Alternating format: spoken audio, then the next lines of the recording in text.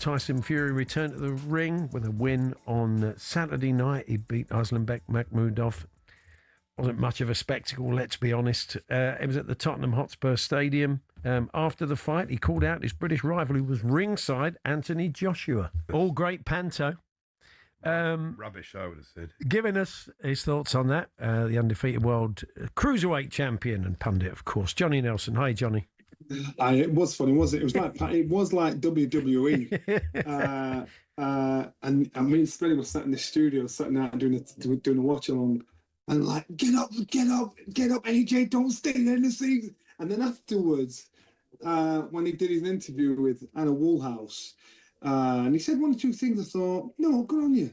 I thought, you come there, and I'm quite sure they're going to try and play something on, try and put him on the spot. Turkey Al-Sheikh, before the show, said he's going to be a massive announcement tonight. Someone's got to kidnap Eddie first, get him out of the way. And so that he knew something was coming. And then what AJ did was he held his peace, held his own. And when he said to Anna afterwards, you know what, something horrendous happened to me, not word for word, something horrendous happened to me 4 months ago. There's more important things in life. I'll do this in my own time when I'm ready. I thought, good on you. Well, the one thing he told me was he was half out rather than the half in, because most fighters, all fighters, have got a massive ego. And 99.9% of fighters, if Tyson Fury stood in the ring shouting that, even if you didn't think he'd win, you'd get up and give him some back. Yeah. But AJ just like, nah, you know what? There's more important things in life than this. I actually rated him for it. I actually rated him for his... Yeah, no, I think you're right, Johnny. And until he gets back into camp, we won't really know how much he wants this. If he is going to have a tune-up fight, which people are talking about that he probably will before he fights Tyson Fury, if they get the deal done, I mean, he might find, as you said, something has happened in his life really horrendous, losing two friends like that, being involved in the accident, witnessing the whole thing himself. He might find he hasn't got the appetite for it. We don't know, do we? Well, I think we've lost Johnny. Yeah. The problem is that, of course, absolutely everything you say about the accident and the effect is absolutely 100% right. But this went on before the accident. They've been avoiding each other for 10 years. Well, they haven't really been... They have. No, people have wanted them to fight, and they haven't fought. Yeah, I'm just saying, Johnny, we won't know what appetite he has for fighting till he gets back into camp because of what happened in the accident. Appetite is everything. I keep saying, as I said before, Nigel Benn against Steve Collins. Nigel Benn, the Dark Destroyer. You talk to him now, he frightens the life out of you. Nigel Benn, when he fought, he wasn't scared of anybody. He wanted to have it. And then you saw him quit mid-fight against Steve Collins. When that burning fire is gone, it's gone, regardless. And I thought, when AJ... Number one, he just sat in his seat and thought, you know what? I looked around, 60,000 people there, all the people putting him under pressure and everything, trying to put it on him. And he's like, I ain't getting up.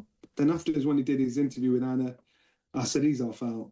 He's off out. He hasn't even made his mind up. And listen, I'm quite sure Eddie Hearn wants him to fight, but he's going to sit down and just, take his time, say, AJ, it's up to you if you do it or not.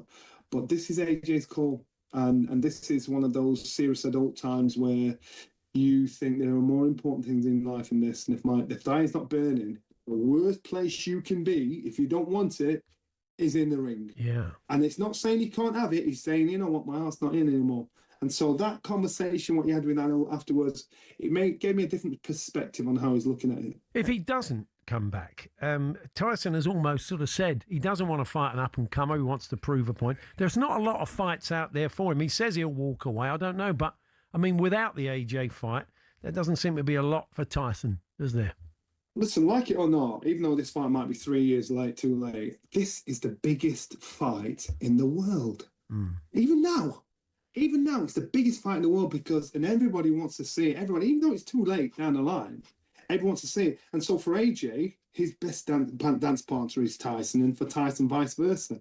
I looked at that version of Tyson on Saturday night and I thought, this version of Tyson beats 70, 80% of fighters in the world.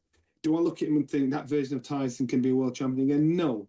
Why is Tyson fighting again? I don't know. It's not about the money. It's not about the glory, because he's a very famous man. I walked in King's Cross Station. They've got At Home with the Furies in the middle of the station. So he's got fame. He's got fortune. What's he want? Wants more. He wants more. His words, he wants more.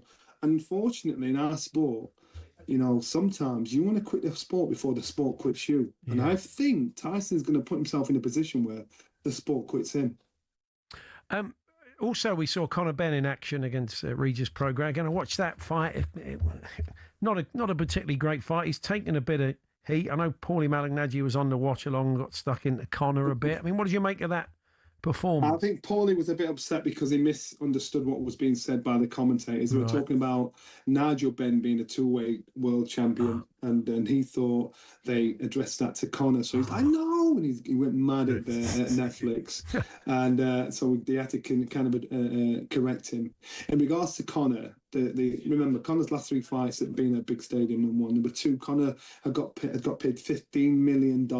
So now he's had world-class, world-level attention, eyes on him, and he's not even a world champion. And so what he's done is he's put himself in a great position. So we all expected something big because this kid just got paid 15 mil. In reality, that was a business move. That's nothing to do with his career. Conor is still learning. Conor is still developing. Conor will have looked back at that fight and thought I was very erratic. I was very, there was no plan in the first half of it.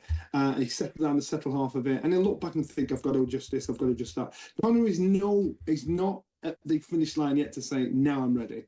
In my opinion. You can see the appeal of Zuffa, of course, which Conor Benn has gone to for that kind of money, and Chris Billam-Smith has announced in the last hour or so that he's off to them as well. Listen, I think all the promoters, Annie Hearn, Frank Warren, Ben Shalom, all of you look out because Zuffa are sneaking in a back door saying, psst, psst, come here. so you promoters need to lock down your fighters because if you're not right with them and you're not tight with them, there's a big golden carrot being hung there to tempt fighters away, and you never know. They may open up a window like they do in football, a transfer window in boxing. That's what you should do. But I think Zuffa are doing a great job in regards to scaring the life out of everybody and making everybody do their job correctly. Yeah, it's going to be interesting to see what happens next. So, you say you kind of sense AJ is going to take his time. But when would you expect an announcement on something like this either way? Because Frank Warren was on with Jim and Simon earlier on saying, they're all ready to go from their side of things, from Tyson's point of view. So, do you think we're going to get a pretty quick outcome to this or not? No, AJ's going to do it in his time. He's going to do it in his time. The whispers were he may fight Wilder. Nobody should be fighting Wilder now. Where's the credit in fighting Wilder? Yeah. He looked like an old drunk on West Street in Sheffield the other night fighting Derek. So there's no credit in there in that fight. So I think AJ will do it in his own time.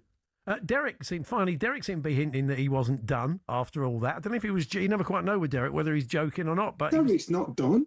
Again, another fight where it's going to have to be taken away from him. Derek's not done. Yeah. It's our heart, our thought is addictable. I still think I can fight. I can't. I still think I can. Yeah. So most fighters still think they can still do it, still mix it with the best. They can't. And so the ones that are still active are the dangerous ones because they're the ones that will get hurt. They're the ones that our sport will affect in 5-10 years' time down the line when they've quit. Yeah. Well, Johnny, always a pleasure. We'll catch up with you soon. Thanks very much. Absolute pleasure. Look who's behind me. Juki's right there. Handsome fella. Oh, yeah. Take care. That's Johnny Nelson there. Now you can get ready for back-to-back boxing this weekend on DAZN. This Friday, Rivalries ignites. Nathaniel Collins and Cristobal Lorente meet again after their controversial draw in Scotland. Then on Saturday, Showtime, Ben Whittaker looks to light it up in Liverpool against Brian Suarez. You can join DAZN Ultimate now and get 12 plus pay-per-views a year, including Wardley versus Dubois at no extra cost. That's DAZN. On AM, on DAB, via the TalkSport app and on your smart speaker. TalkSport.